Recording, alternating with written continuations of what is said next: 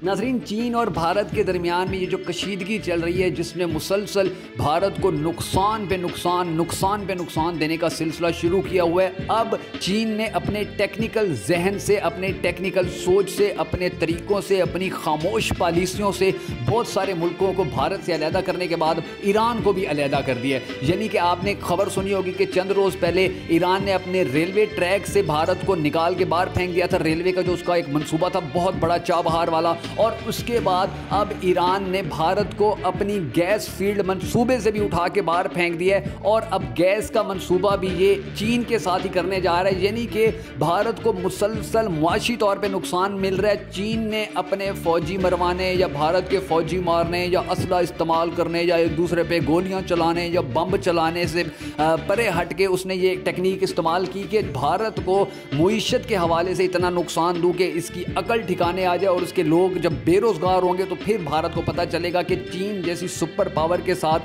टक्कर लेने या उसके साथ पंगे लेने का अंजाम कितना बुरा था। अब आप यही देख लें कि पहले ईरान को चीन ने राज़ी किया कि भारत को वो जो रेलवे ट्रैक मंसूबा है उससे निकाले, उसने ईरान ने निकाल दिया। अब भारत को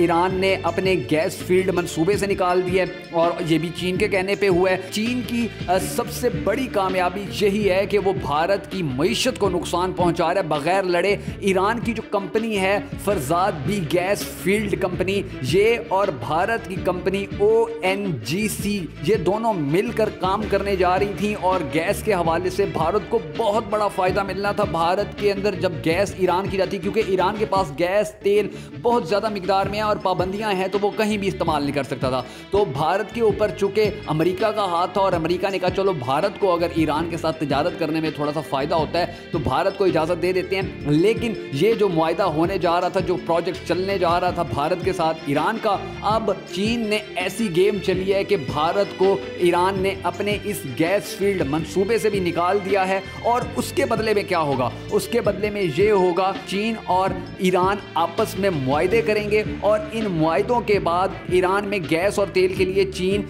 $280 अरब की सरमायाकारी करेगा, और इसके बदले में अगले 25 साल तक इंतहाई कम पैसों पे गैस और तेल ईरान से लेता रहेगा। यानी कि एक तरफ तो ये था कि ईरान का तेल और गैस थोड़ी बहुत मिकदार में अगर कोई ले रहा था तो वो सिर्फ भारत ले सकता था, क्योंकि भारत, अमेरिका ने कोई पाबंदी नहीं लगाई हुई थी। भारत मज़ाकरात भी कर सकता था, भारत तिजारत भी कर सकता था ईरान के साथ, लेकिन ईरान किसी और मुल्क के साथ कोई तजारती मुआहदा नहीं कर सकता था, अपनी गैस और तेल कहीं नहीं दे सकता था। लेकिन अब चीन ने अमेरिका की आंखों में भी आंखें डाली हैं, और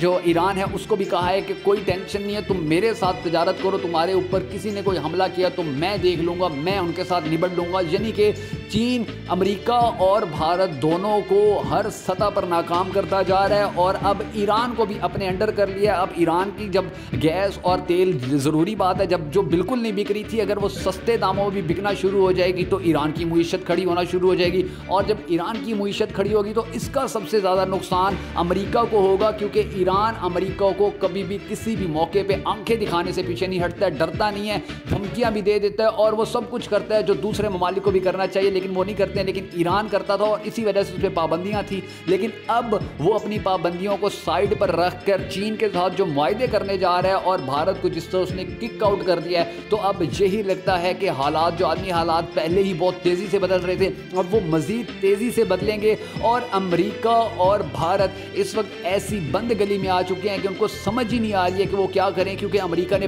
बड़ा पैसा लगाया था, अमेरिका ने बड़ी मेहनत की थी भारत के ऊपर कि भारत जितना भी ये एशिया है इसके ऊपर अपना कंट्रोल हासिल करे, और जो जितने भी अमेरिका के मफादात हैं वो मफादात हासिल करने में भारत उसकी मदद करेगा। लेकिन नेपाल हो, बांग्लादेश हो, भूटान हो, या पाकिस्तान हो, या ईरान हो, इन सब ममालिक को चीन ने सिर्फ चंद ही दिन के अंदर, 1-1.5 महीने के अंदर ही भारत से अलहदा कर दिया है। और इसका सबसे ज़्यादा नुकसान अमेरिका को हुआ है, क्योंकि अब अमेरिका को अपने मफादात पूरे करने के लिए बहुत मुश्किलात का सामना करना पड़ेगा। अब ईरान ने जिस तरह भारत को इस गैस टेस्ट फील्ड मंसूबे से किक किया है। इसी तरह और भी बहुत सारे प्रोजेक्ट्स होंगे जो आस्ता आस्ता सामने आएंगे कि किस तरह ईरान मजीद भारत के गिर्द घेरा तंग करता है और चीन किस तरह भारतीय मईशत को नुकसान पहुंचाते पहुंचाते वो दिन भी ले आएगा कि जब भारत चीन के कदमों में होगा कि खुदारा हमारी जान छोड़ दो, हमारी तो अवाम भूख से मर गई है, क्योंकि हमारे पास तो कारोबार ही नहीं बचे हैं। जितने भी हम कारोबार या दूसरे ममालिक के साथ जितने भी हम तजारती मराकज़ कायम कर रहे थे या कारोबार कर रहे थे या एक दूसरे के साथ तजारत कर रहे थे,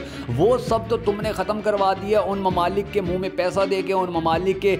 ममालिक के अवाम को रोज़गार दे के। तो अब हमारे पास तो कुछ भी नहीं बचा है। तो अगर ये सिचुएशन इसी तरह चलती रही तो बहुत उम्मीद है कि बहुत जल्द भारत चीन के कदमों में आके गिरेगा। और मोदी अगर उसकी अकड़ इसी तरह बरकरार रही तो फिर चीन के हाथों और पूरी दुनिया के जितने भी ममालिक हैं उनके हाथों भारत को बचाना नामुमकिन है, क्योंकि जब चीन ने भारत के ऊपर हमला करना है तो पूरी दुनिया को पता है कि अगर वो सामने आए तो फिर चीन ने उनको भी इसी तरह ही ख़त्म कर देना है या उनके साथ भी जंग ले लेनी है। चीनी बड़े जंग के हवाले से वो इस वक्त बड़े तैश में है और वो किसी का कोई लिहाज नहीं करेंगे। तो भारत की तबाही अब उसका मुकद्दर बन चुकी है। अगर मोदी की अकड़ इसी तरह रही, अगर मोदी की गर्दन का सरिया इसी तरह खड़ा रहा तो फिर मोदी और भारत के टुकड़े होने में ज़्यादा दिन नहीं लगने वाले।